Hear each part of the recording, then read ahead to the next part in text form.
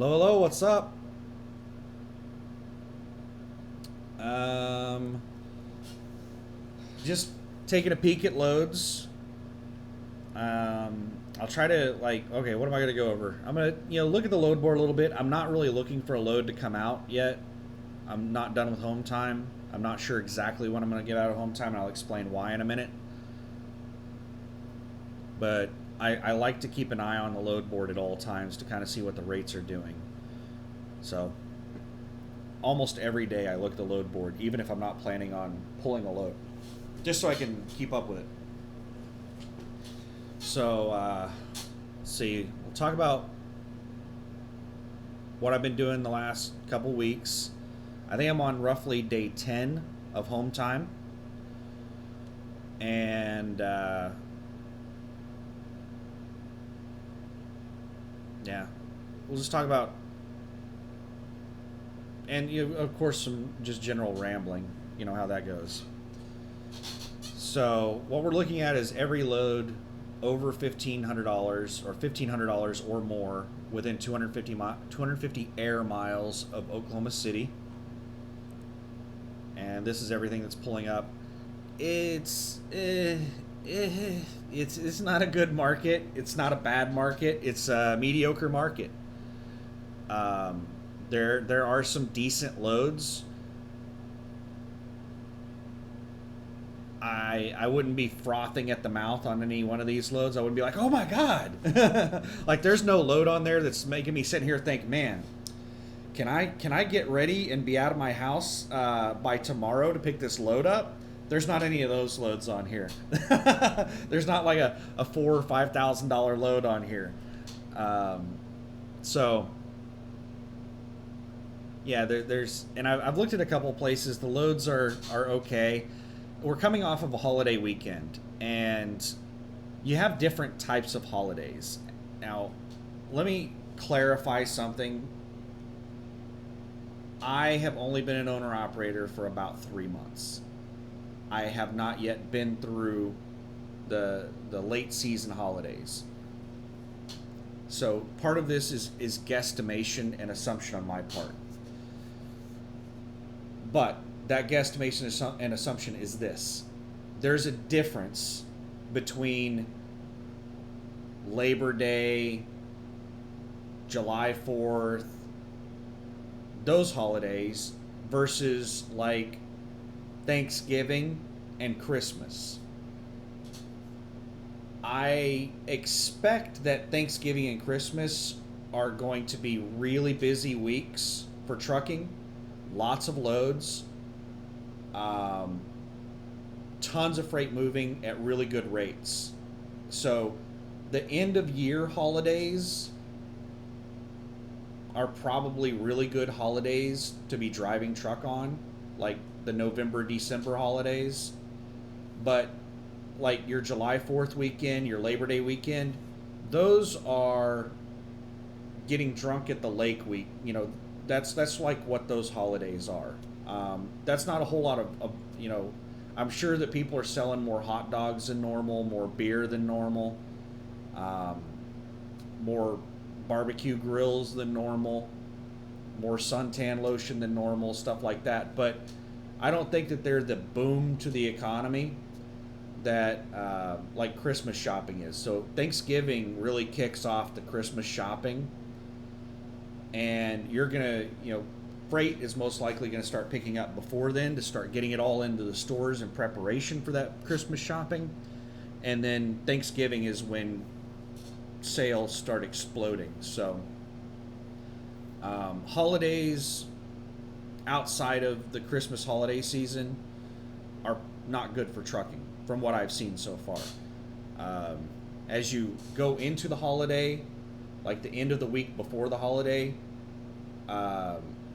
there's not a lot of loads. They don't pay very well, and everybody's kind of like settling in for the weekend.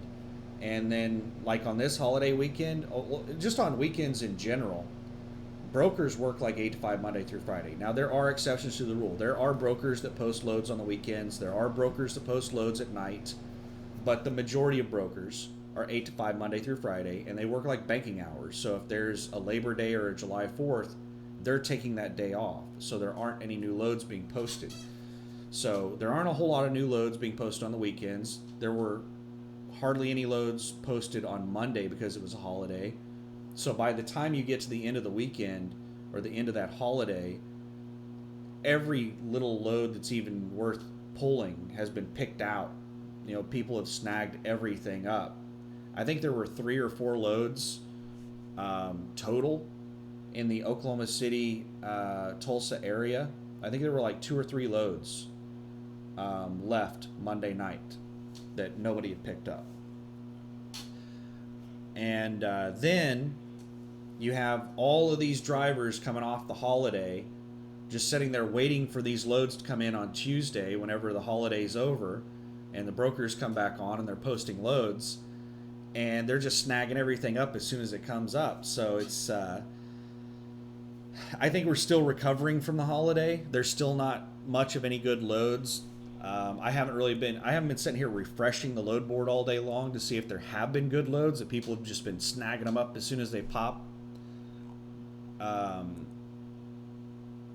But I mean, there's a lot of mediocre loads on the board. That's my thoughts on holidays. It's the reason I don't like working holidays as a driver. You're basically gonna most times you're gonna be spending like 3 or 4 days at a truck stop over a holiday weekend, and I'd rather be at home rather than at a truck stop. So moving on from that, let's talk about why in the hell am I still at home after 10 days or 11 days? I don't know what day I'm on. Well, week 1 that I was here, I put my truck in the shop to get the APU fixed, and they had a hell of a time getting air out of the lines. And they said that they thought they got most of the air out, and they said whatever air is left in there should work itself out as I drive around and stuff. And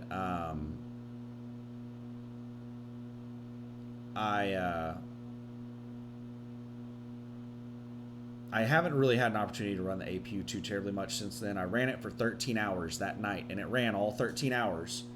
And then I just set it on battery monitor. And after it's set, I think that maybe the coolant settled a little bit and a bubble got in the water cooler or in the water pump. Whatever happened, now it's overheating within like 5 minutes. And I can't get it to run for more than 5 minutes. So, but anyway, had the APU into the shop. They had a hell of a time with air bubbles. It's still overheating. I think that there's just air in the lines they haven't gotten out. Put my truck in the shop Tuesday to get the cab realigned, and it ended up being like over twice as expensive as I was expecting. They initially quoted me $800 to $2,000, but then they came out and said that the root cause of the cab alignment issue was my front left spring on the truck. And he said that he could do a temporary fix for like $2,000. He could realign the cab and put a block underneath my spring to raise it up some. And he said he wasn't sure how long that would last. It might last a couple of years, might last a couple of days, who knows. But basically the spring was fatigued, and it had started flexing in and giving in, basically. And I said, well, how much would it take to fix it properly? Because I don't want to just throw a couple $1,000 down the drain and it breaks a couple weeks from now, or it leans again a couple weeks from now. And he said, well, I didn't even bother getting a quote for that. And he came back to me $4,600 because he said if you're going to replace one of the springs, they should be replaced in pairs. You shouldn't just replace one side. So he said I should replace both springs. So $4,600 to replace both, and it's leaf springs. I initially thought that he was saying coil springs, but they weren't coils. He was talking about leaf springs. So he replaced my front 2 leaf springs, and he replaced a couple of the shocks on the cab and a torsion bar, and realigned everything. He said now it actually leans an eighth of an inch to the right, but he said that that's within tolerance and I shouldn't be able to notice it. So awesome. But the truck feels completely different after that. The front end seems like it's higher. It doesn't dip down as much. Like whenever I hit the brakes and stuff like that, it used to kind of like lunge down. Everything just feels a lot sturdier, and there's not as much movement in it, and everything just feels a lot better in the truck.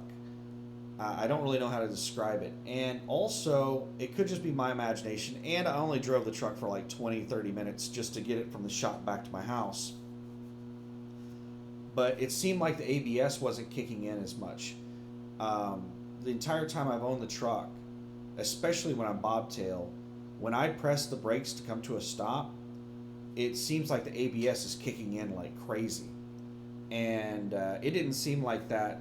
And it was raining, so it was slick roads, and it didn't seem like it was doing that. So maybe that spring was causing a lot of issues.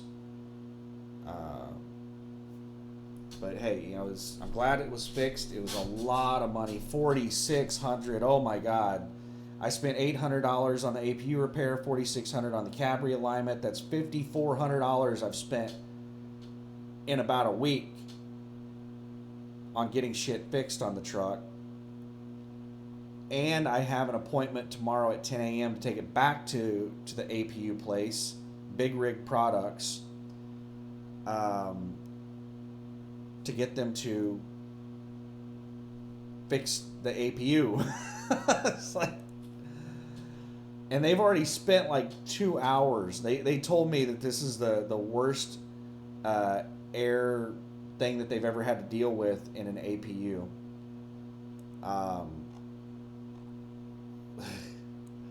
So it's we'll see what the outcome is tomorrow. I'm just hoping that tomorrow, they're able to get the air out of the line, and that's all it is. And then we can get rolling from there. And I'll start looking for loads and start trying to get out of the house.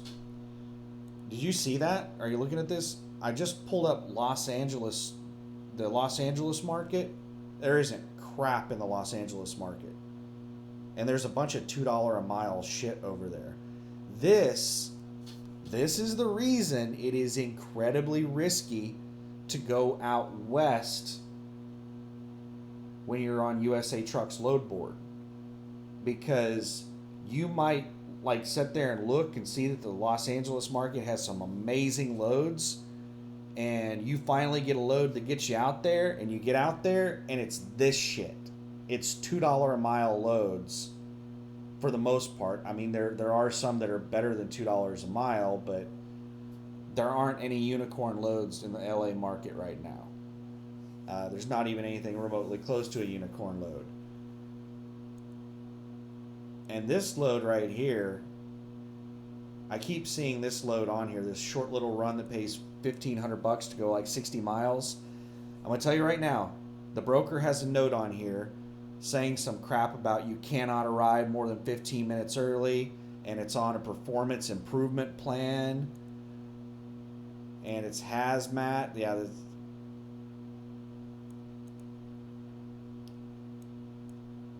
cannot deliver more than 15 minutes early to Dollar General. Any issues, please communicate immediately. Service critical performance improvement plan. Must communicate any issues immediately.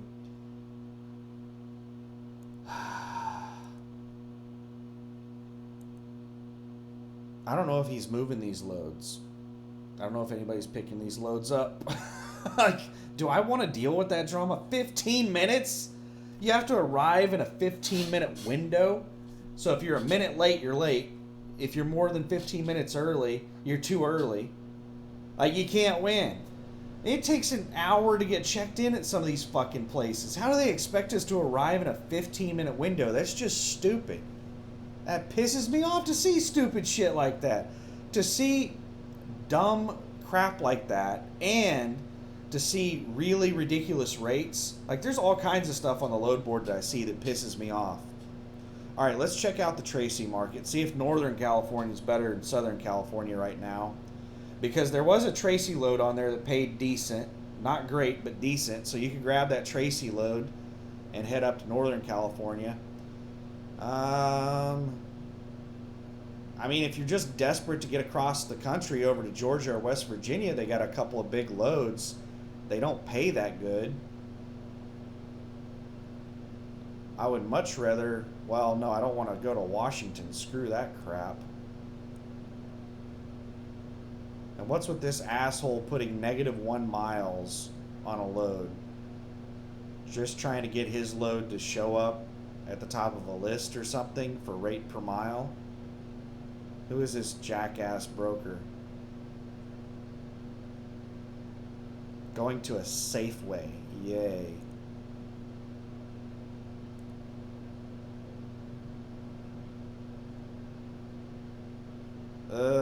Pennsylvania load. It's paying $8,000. I mean, you're pretty much guaranteed an $8,000 week if you pick this load up. Which an $8,000 week's not easy to do. $8,000 week. Well, you're not actually going to make $8,000. How much are you going to make on that? When I'm talking about like a $5,000 week, that's what I try to do, is $5,000 per week.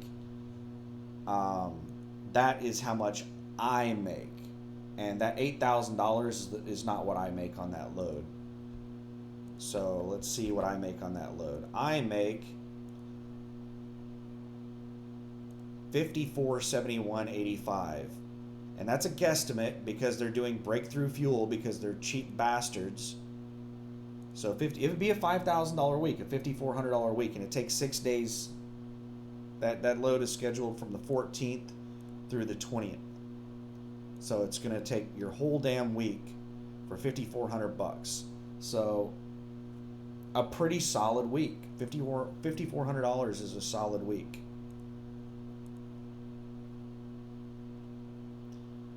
Let's see, are there better loads on here? Right here is a better load, but damn it, it's going to Oregon.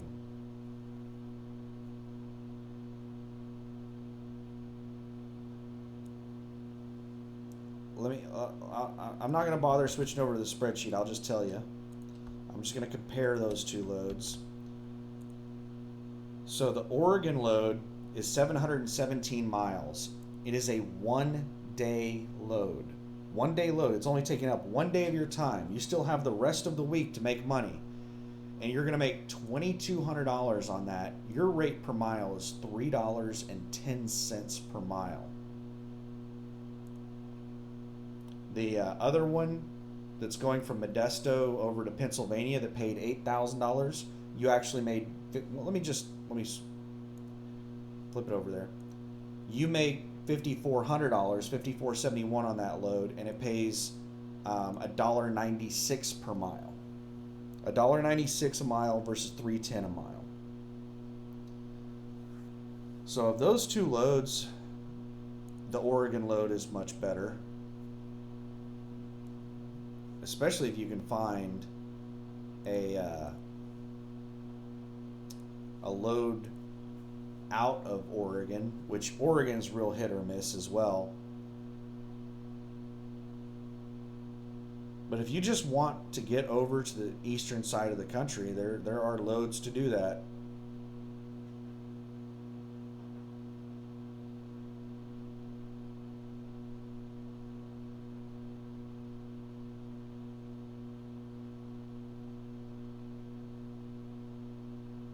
These Washington loads are paying pretty well, but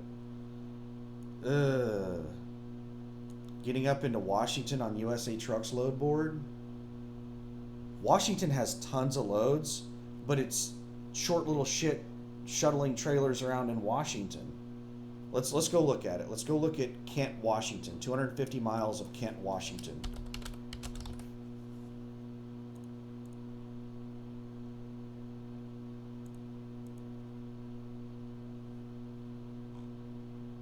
Uh-oh. I only had 2 loads pulled up. Springfield, Oregon to Boise, Idaho. And Fife, Washington to Beaver Dam, Wisconsin. This is some dollar a mile crap. Now let's remove my $1,500 minimum. And there's hardly anything on there. And it's all this short little 150 mile crap. $50 for 138 miles? That is just... Like, who's the jackass putting... Like, this is the kind of stuff pisses me off to see it on the load board.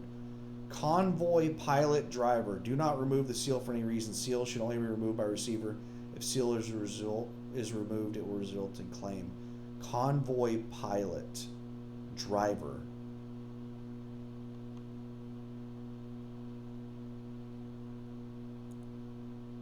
Like, who posts loads up at these prices? This is crazy.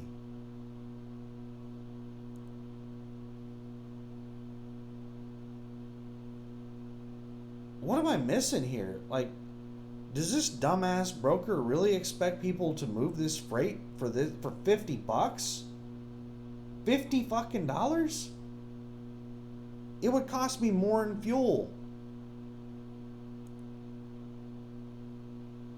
And it's a whole fucking day. You do realize that you're making like a way less than minimum wage hauling that load. If you're making any profit at all, you're probably making negative. And this same awesome fella here, like it's one broker that's posting all this stuff. You can tell by the notes here. It's the copy and paste, the same note on all these loads.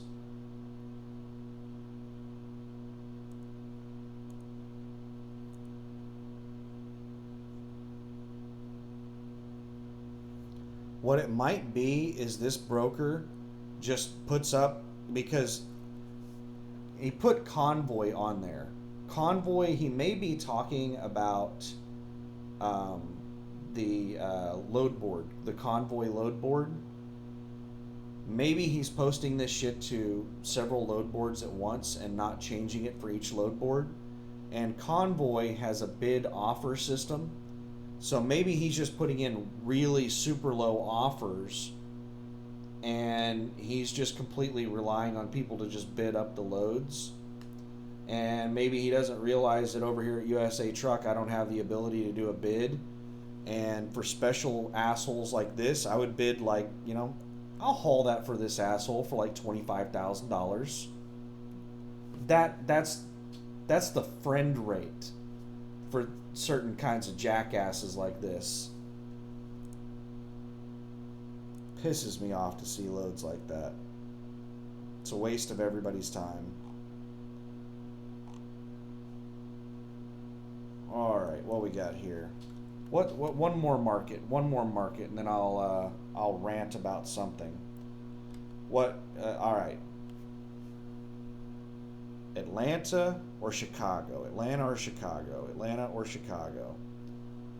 I looked at the Chicago market earlier, and it was a lot of mediocrity. So we'll go to Atlanta.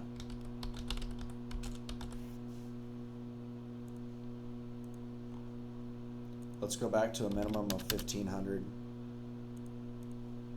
Don't let me forget to talk about my minimum 1,500 and why I do that. Oh, look how long this list is. Let's make this easier to digest. I hate that I have to do this twice because it sorts smallest to largest, and then I have to flip it back over. Alright. A lot of mediocrity. I mean, these are decent loads, some of them are decent loads. This is infuriating. Going to New York, which is a terrible place to pull a load out of, and it's barely paying over $2 a mile. And they've got all kinds of special notes, all kinds of hoops they want you to jump through for these pennies that they're throwing at you. Gotta love brokers like that. That's a general freight load.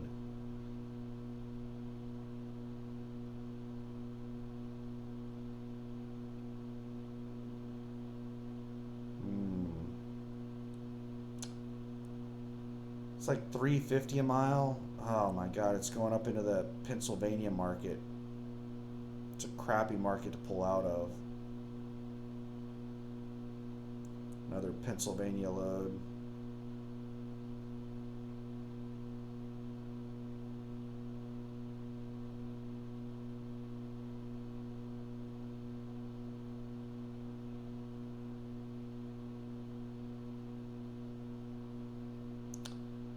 Well, this one's about $4 a mile, and I don't know where St. Elmo's at, but it's probably within a driving range of Chicago, so it gets you over into a decent market. Sons of bitches, it's heavy. Newport Warehouse, St. Elmo plant. Food ingredients.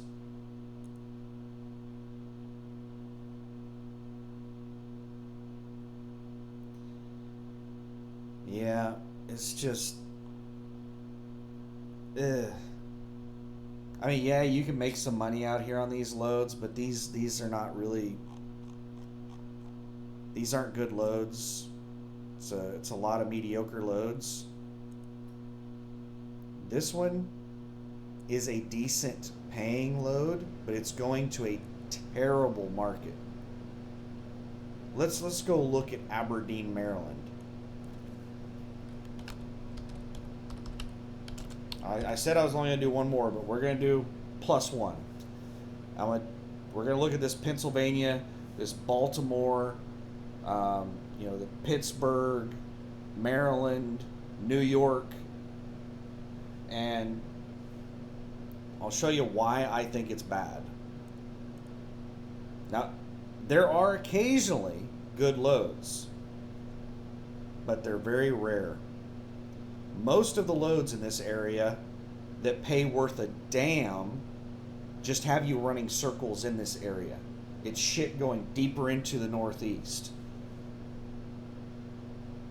And anything that's getting you out of this area typically pays crap, like dollar a mile. So here's some dollar a mile crap getting you over to California. Dollar a mile crap getting you to Texas. This is getting you deeper into the Northeast into Massachusetts. It's paying a decent rate. Connecticut, decent rate. Cheap crap. This is like $1.50 a mile going to Texas. Deeper into the Northeast, decent. Deeper Northeast, decent. And more Texas stuff at like just barely over $1 a mile. So all of these are deeper into the Northeast paying okay rates. Here's one that's getting you out. This is actually a pretty good load.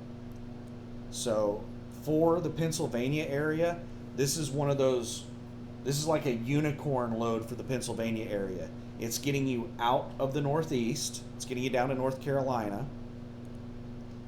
And it's paying $3.50 to $3.70 a mile, somewhere in that area, just off the top of my head. That's pretty decent. It's heavy. It's a heavy load. 44,000 pound load.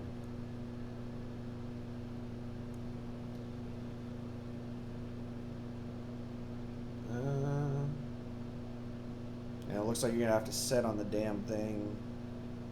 No, it's like 1 a.m. on the 11th. So yeah, it is basically just a one day. I was about to say, it looks like you have to set on it for 2 damn days on top of that for only 550 miles. But no, So deeper in the northeast, deeper in the northeast. Um, Go up into the northeast and then drive back down to Maryland. Dollar mile crap to Texas. And I think we've covered everything else on here pretty much. Yeah. So that's like the reason I keep saying that northeast market, you know, the Pittsburgh, Pennsylvania, it's Pittsburgh. Pittsburgh's the one on the right, and Philadelphia is on the left, right? Or do I have that backwards? Yeah, Philadelphia is what I'm talking about. Pittsburgh's the one on the left. Philadelphia is the one on the right. So this entire area right here, Philadelphia, Washington, Baltimore, New York, all of this crap, Allentown, Pennsylvania, York, Pennsylvania, all this over in here, if you take a load into this area, it needs to pay really well, because the only loads that pay worth a damn in this area have you running circles in the northeast. To get out of here, you're going to be taking some dollar a mile crap unless you find a unicorn load like this North Carolina load to get you out of there. Last time, the only time I've taken a load into Pennsylvania, I took a load to York. I had a really nice load that was taking me out of the northeast down to Atlanta, and it was like 650 miles, paying like $3,000. It was a really good load. It was much better than this North Carolina load. It canceled on me before I even was able to pick up the Pennsylvania load. It canceled on me like a couple of hours after I picked it up. It just, so yeah, that's the reason I don't like going into the northeast, the deep northeast, is because once you get up in there, it's almost as bad as Florida. Like, there are plenty of loads in the northeast, tons of loads in the northeast. It's just there are only really two types of loads. Loads that have you running around in the northeast that pay mediocre to decent, or loads that get you out of the northeast that pay like break even. It's like dollar a mile crap. And occasionally there's a good load that gets you out of the northeast, but they're very rare and they don't stay on the load board for very long. That North Carolina load is going to disappear pretty quick. Let's refresh and see if it's still there. It is. Yeah, it won't. I doubt that it's going to stay on there for very long. It probably just got posted. No, there's no way that it just got posted, because the pickup time is basically, they've only got like a couple more minutes to pick that damn load up. That's a really good load for that area. So I don't know why no one has picked that up yet. Maybe we just don't have people in that area to pick that load up, because people don't want to go up there. So the difference between the Northeast and Florida is that Florida, there's just no fucking loads. Like, you may not even have the option to take some cheap shit out of Florida. You may just have to flat out deadhead, on USA Trucks load board at least. In the Northeast, you're not going to have a problem finding a load. It's finding a load that pays money is the problem. There are tons of loads in the Northeast. Most of them either pay crap or they're going deeper into the Northeast. They just have you running circles around New York and Massachusetts and shithole places like that. But enough about that. I've already talked about putting the truck in the shop and everything. I suspect that it's going to be next. I suspect that I'm probably going to leave the house early next week, maybe late next week. I'm not sure. I'm going to wait until I have some really good loads stacked up on me. So whenever they put some good loads on a load board and I'm able to, snag them up. I typically, what I like to do is I won't leave the house on just one good load unless it's an amazing load. Is this a new load?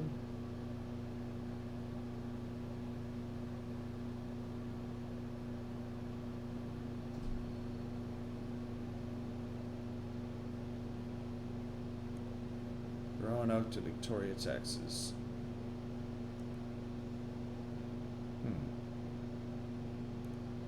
I don't know if that's a new load. I mean, it's not that great of a load. It's a decent load, but like if it's a big time unicorn load, I might leave the house on one load. But what I like to wait until I can stack up all three of my load slots, so that I have basically 3 loads on me as soon as I leave the house, and I basically have my whole week planned when I leave the house. That's what I like to do.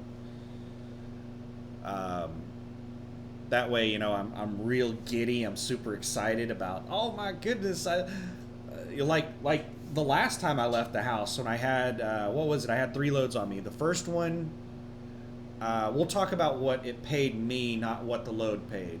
The first one paid me like $600. The second one paid me like $2,100, so that's $2,700, and then the third one paid me like $2,000, so that's $4,700 roughly.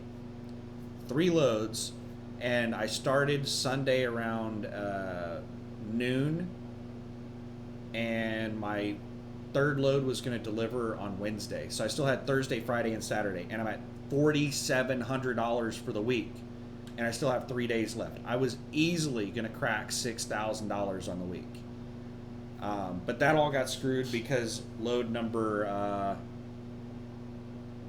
3 canceled on me.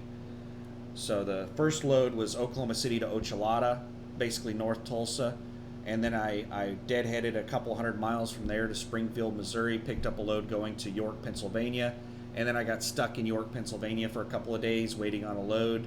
And what I ended up doing was, to get out of Pennsylvania, I deadheaded from York like 200 miles over to West Virginia, and I picked up a load out of a Clorox distribution center in somewhere Parnassus, West Virginia, or some shit like that. Took it to Ohio, and then I deadheaded back from Ohio, 180 something miles, back to Parnassus, picked up another load that took me down south to Theodore, basically Mobile. Is it Mobile? No, it wasn't Theodore. No, not Theodore, Alabama. McCalla, Alabama, which was Birmingham, I think. I think McCalla was outside of Birmingham. Theodore's outside of Mobile, I think. And this load was going to McCalla, Alabama, which I believe is Birmingham. And then I was, able to get back moving again. But I had to sit around and wait. There was a lot of downtime in between the loads and stuff like that, and tremendous amounts of deadhead. But yeah, that was going to be a $6,000+ a week until that load canceled on me. And that was going to be in a really good place because I was going to be in the Atlanta market, and $2 a mile loads out of Atlanta are average. So I was hoping to get something a lot better than that. So if I could have gotten like a 2 or 3 day load, it was paying $3,000-$4,000, something that I make $2,000 or $3,000 on, then shit, I could have gotten up over $7,000 that week. But it didn't happen. It was a decent 2 weeks that I was out. I think the total amount of money that I made. Let me see if I tallied it up on any of these spreadsheets. I think I did it on my laptop. Yeah, it's not on any of these spreadsheets. But I tallied it up on my laptop how much I made, and I think it was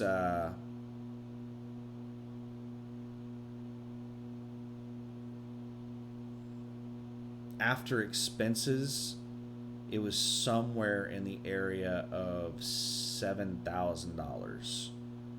I think I averaged like $4,700 a week while I was out. I think my total gross was a little over $9,000 for the 2 weeks that I was out, and I think my the amount after expenses was $3,700 a week. So like $7,400. Is that right? Yeah, $7,400. I made $7,400 after all expenses, being out 2 weeks, and then I've spent $5,400 so far on 2 repairs on the truck. So I'm still $2,000 positive, but that's not counting taxes and everything. But the repairs are tax write-offs, so that basically takes that $7,400 and makes it to where I only made $2,000. Only $2,000 is taxable of that. And I've been doing so many repairs that I'm probably really close to break even on the business as far as taxes go. So I don't think I have a lot of tax liability right now. But yeah. Now I need to get out, and I need to stay out on the road for quite a while to build up my money. And once I have a nice big nest egg, then I can start taking a couple weeks off here and there again. But I think once I get back out on the road this time, as long as I don't have any other major repairs I need to get done, I'm gonna try to avoid staying home for like over a week, like a week tops. Hopefully, just try to keep it down to a day or two.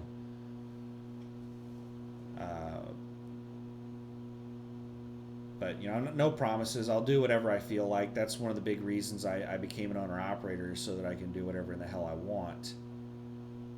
I don't want to live on somebody else's schedule. So, but a big part of the reason that I've been taking long periods of time off when I come home, well, this will be the third time that I've taken like 2 weeks off on my home time. The first time I took 2 weeks off was when I first became an owner op, and I basically had no time off since December of the previous year. I became an owner op in June, and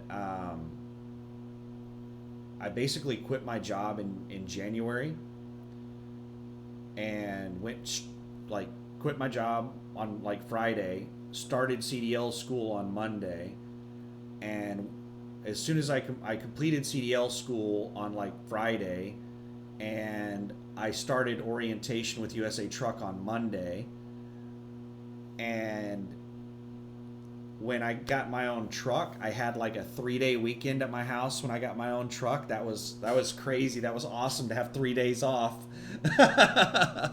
3-day weekend, yay!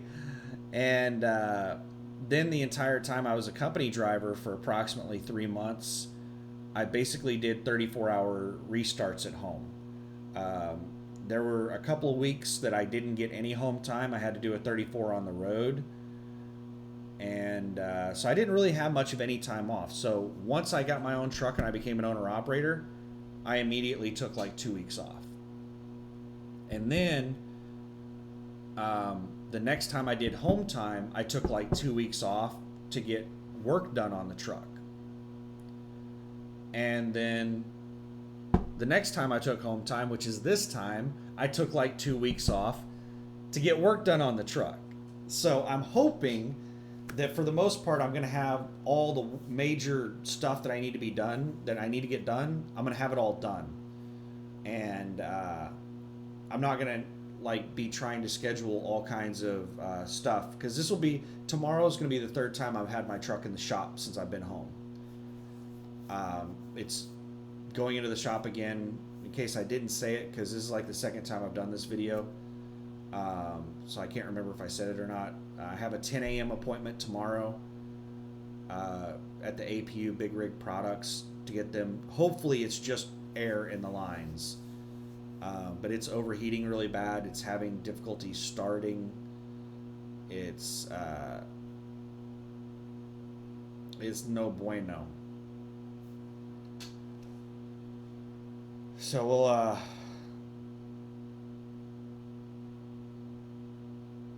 don't know what to say. I'm just, man, I'm really looking forward to not having to write. I didn't write a check. I used my card, but I'm really looking forward to not spending $5,000 to repair shit. I'm looking forward to having a functional truck without needing any major repairs for at least 2 or 3 months. That would be really nice to be able to stack money for 2 or 3 months, because it's just, I have so much outgoing, it's ridiculous right now.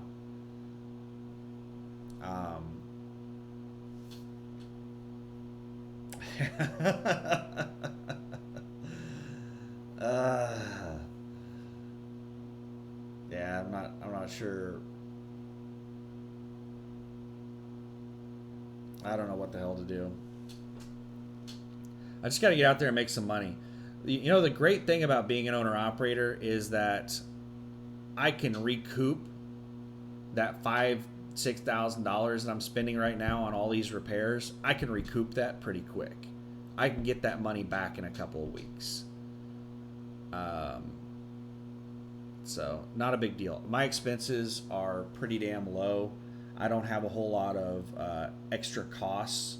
I don't have a whole lot of operating expenses. So, you know, if I go out there and I crush it and I'm bringing home, you know, I can easily bring home over $3,000 after all expenses per week. I can do that quite easily per week. And so if just 2 weeks back out, and you know, I'll be back ahead again. And instead of coming back home and taking 2 weeks off, I just take, you know, a day off, or 2 or 3, or a couple weeks, whatever the hell I want. And then I go back out and I crush it again for a couple more weeks without having to spend a ton of money on repairs. And you know, I'll be, you know, I'll get my head back above water. I'll be good.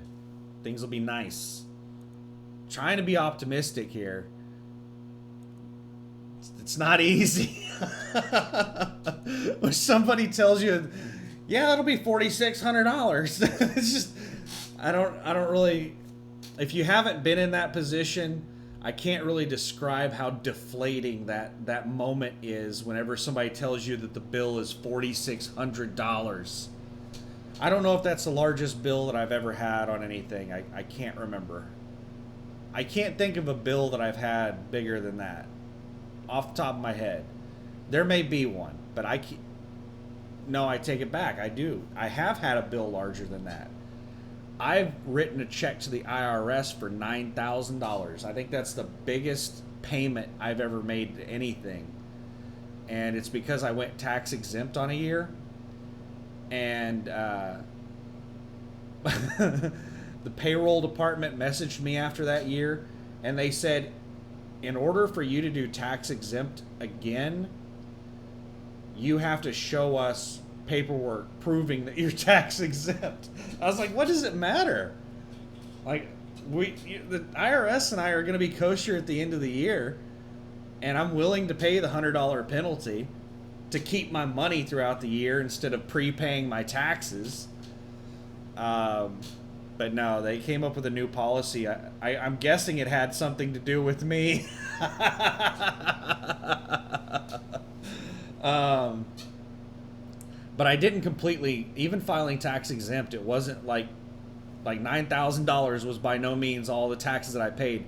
They still took out a lot of taxes, like even filing tax exempt, they still took out the Medicaid and the Social Security, and I think they took out state taxes as well. They still took out a shit ton in taxes, so $9,000 was by no means all the fucking taxes I paid. I hate taxes so fucking much. I pay ridiculous amounts of money in taxes. It's crazy. But that's another thing is I'm still trying to get my tax service switched over from ATBS to a local accountant, and I've been trying to get a hold of the payroll department to get copies of my settlement sent over to me, and I called them twice. They didn't answer. I left a voicemail. They said, we're too busy to answer the phone right now. Just leave a message and we'll get back at you. Mandy, I think's her name, called me like the second week that I was an owner op and said, hey, I'm Mandy with payroll, and you have any questions, any issues, can I help you with anything? You know, just one of those welcome aboard type things. I got calls from several different people. Like, I got calls from payroll. I got calls from, oh my God, how did I forget her name?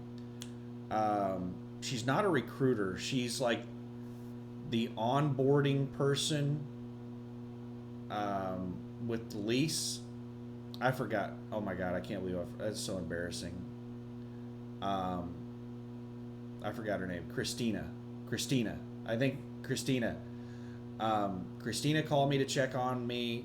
Mandy and payroll called to check on me. My driver manager called to check on me. The operations manager, Marcia Holt, called to check on me. There's a lot of females in management. I'm just sitting here going through all of the managers that I've dealt with. It's like every single one of them is a girl.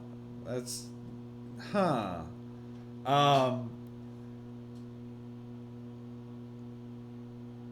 that's weird. But anyway, Mandy is one of them that called to check with me, and she said that the number she was calling from was her direct line, and she said that if I had any issues with payroll or any questions, that I could call her directly instead of having to go through the phone system and just go to the general payroll thing. Well, I tried to call Mandy today, and apparently Mandy doesn't work for the company anymore. That line has been disconnected. Ouch. That might be part of the reason why payroll is so backed up right now and they haven't been able to return my damn call. And why I haven't been getting settlements every week. It's kind of hit or miss on whether or not I get a settlement email. So I'm still trying to get my documents together so that I can switch tax services. And the tax person is only open like Monday through Thursday. She only works like 4 to 6 hours a day, Monday through Thursday. So I'm going to try again tomorrow, and I'm going to try again Friday to get all of my documents. And then I'm probably going to schedule an appointment with the new tax person on Monday and get all my taxes switched over. What a pain in the ass. So much shit. Alright, one more market. What's a... Wisconsin? I already looked at the Chicago market earlier. And Chicago's going to pull up Green Bay. Let's just do the Chicago market. 250 miles. Let's see if that pulls up Green Bay, Wisconsin. I'm pretty sure it's going to pull up Green Bay. It'll probably pull up a lot of Ohio, some Michigan. All right, we got Ohio, Indiana, Green Bay, Wisconsin. Yep.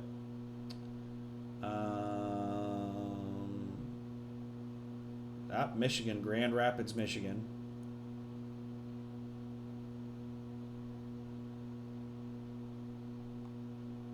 Yeah, the Chicago market is massive. I don't even know if you'd call it the Chicago market, because Columbus, Ohio, that's its own damn market. That's huge. It's so congested in that area around Chicago that there's so many markets. All right, we're gonna just sort this biggest to smallest. Let's see what we got. Oh, it's going to Pennsylvania. I was like, man, that's a good load. That's $7 a mile. Going to Pennsylvania. Screw that crap. Bronx, New York. Screw that crap. Wilmer, Texas. I could do Wilmer, Texas. Procter & Gamble. 45,000 pounds. Wilmer don't sound so good anymore. Pennsylvania. There's so much crap that goes to Pennsylvania.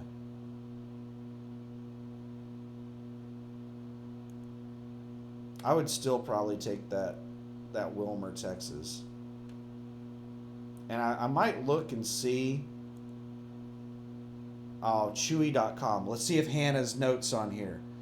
Hannah is the one running this Chewy.com account. It's a new account, and she's going to have a note at the bottom that says that this is a spot load premium rate. What else does she put on there? Any issues, contact immediately. This is a new account, new business, high priority. All right, let's see if Hannah has a note on here. There we go. Hannah's note. New business. Must pick up and deliver on time. Any issues, get with Hannah ASAP. Spot load premium rate. Yeah, this Chewy.com. I've seen several of these loads that she's posted. For Pennsylvania, that's not a premium rate. That's an above average. It's not premium. It's a shit market. Wilkes-Barre, Pennsylvania. Let's see. Now, if it's over on the west side of Pennsylvania, it's not as bad, but it's still bad. It's not good. Oh, shit. This is way up deep northeast Pennsylvania. It's up by Scranton. Yeah, my last load was York, which is like way over here.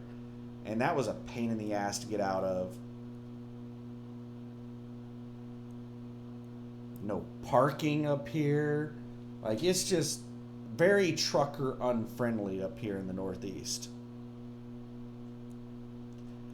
Now, up here in Rochester, Syracuse, Buffalo, there are occasionally some good loads that come out of these places. It's going to be a hell of a deadhead, but I could look in this area around Scranton. So let's check it out here, Scranton, Pennsylvania. Let's try to scrape together PA, not CA. Let's try to scrape together a load plan to see if we can somehow haul that Pennsylvania load that's paying pretty decent. Looking at Birmingham, Alabama. That is $1 a mile, $1.50 mile crap. Oh yeah, that Allentown load's still on there. Now, could we pull that? No. Let's look for something that realistically we could pull. So this thing is holy crap, that's not picking up until the 27th of September. Hannah, what the hell? It's like 3 weeks away. Yeah, there's nothing on here that we could pull. Bronx, New York. I don't care if that was paying $13,000. There's no way in hell I'm taking a load to Bronx. Screw that crap.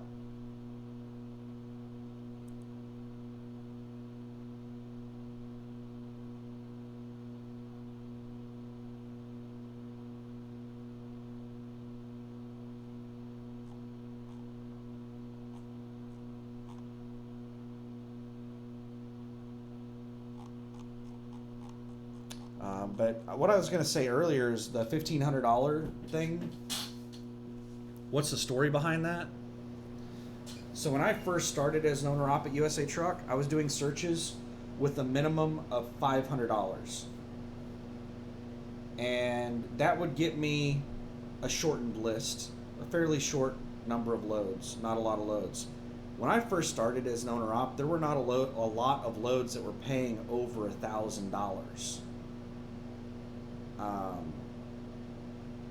And then the rates started getting better, and it got to the point where there was just so many $600, $700, $800 loads that I increased it from $500 to $1,000 to filter that crap out, because there were so many loads over $1,000. Why in the hell would I even be looking at these loads that are paying like $500, $400, $600? And then the rates have gotten even better. And now we're to the point that basically I have to set it to a $1,500 minimum to filter out the shit loads. Because there's so many loads that are, over $1,500. Why in the hell would I bother pulling the crap below that? So that's a good sign. The rates have been getting better. They've been just getting increasingly better. Westchester, Ohio to Enid, Oklahoma. 11th to the 15th. What? That's got to be like Friday to Monday. 11th would be Friday, 12th, 13th, 14th. No, that's Tuesday. I went through the 15th. The 11th is Friday and the 15th is Tuesday. 4 damn days for 859 miles. That sucks. And Eden to Oklahoma is kind of off the beaten path. So anyway, we're at an hour. I think so. That's about it. I'm gonna. I need to go to bed at a reasonable hour because I'm gonna be spending all day tomorrow at the APU repair place. Luckily, my appointment's at 10 a.m. this time. Last time my appointment was at 8 a.m. and I had to deal with traffic over there. I left so fucking early trying to beat traffic.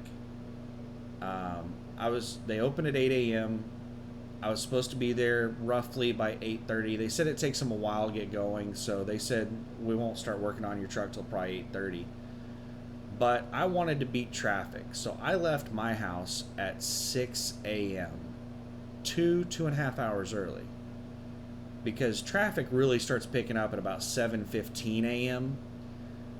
and I thought that if I left at 6 I would beat the majority of traffic, and I didn't. Like, traffic was chaos. It was crazy. Even at 6 a.m. it was just bumper to bumper all the way across fucking town. And this APU place is at the opposite side of town. I live in northwest Oklahoma City. This place is in southeast Oklahoma City. Exact opposite side of town. Is like, Google said it was like 16 miles. And then they didn't finish my truck until 4:30. So I had to drive in rush hour back to my house. Stop and go traffic all the damn way home. Oh my goodness. Oh my goodness. This time, 10 a.m. appointment, I should be able to leave my house at 9 a.m. and drive there without too many issues with traffic.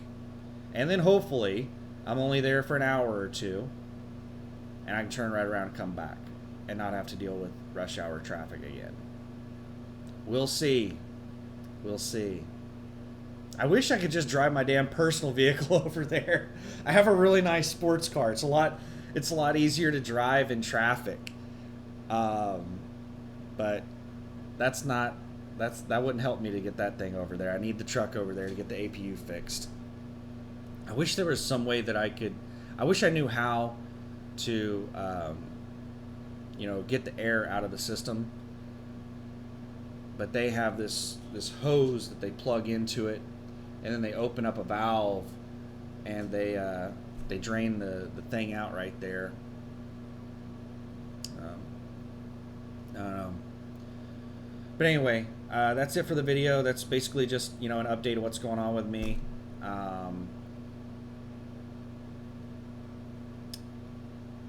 Yeah, sitting at home, dealing with spending a lot of money. I'm a little depressed.